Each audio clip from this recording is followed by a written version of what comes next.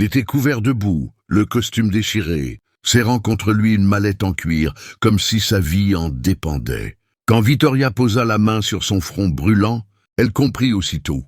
La fièvre était dangereusement haute. Elle tenait son bébé contre elle, tandis que Davy, son fils aîné, observait l'inconnu avec peur. L'homme tenta de parler, mais s'évanouit contre la vieille clôture de la ferme abandonnée où elle vivait, avec ses enfants.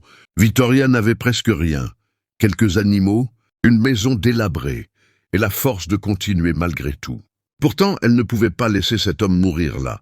Aidée de Davy, elle l'installa sur un vieux matelas, lui donna de l'eau, tenta de faire baisser la fièvre comme elle le pouvait.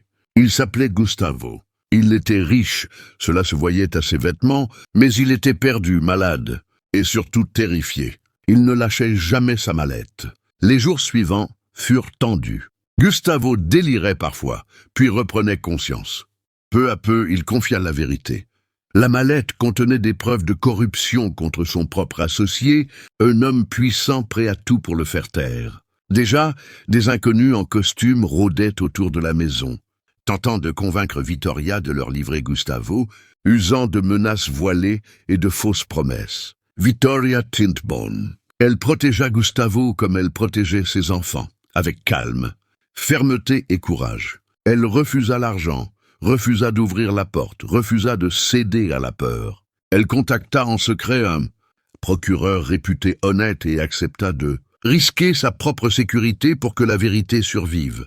Quand enfin le procureur arriva, la tension se brisa. Les preuves furent remises, les hommes dangereux partirent, et Gustavo quitta la ferme sous protection officielle. Avant de partir, il promit de revenir. 3 mois plus tard, Gustavo revint, transformé. Les coupables avaient été arrêtés, son nom lavé. Mais surtout, il avait changé de vie. Il acheta la ferme voisine, lança un projet social pour aider des familles dans le besoin et rendit officiellement la terre à Vittoria. Il ne revenait pas pour payer une dette, mais pour honorer une leçon. La vraie richesse n'est pas l'argent, mais le courage, la loyauté et la bonté. Et tout avait commencé ce jour-là à une vieille clôture, quand une femme sans rien avait choisi de faire ce qui était juste.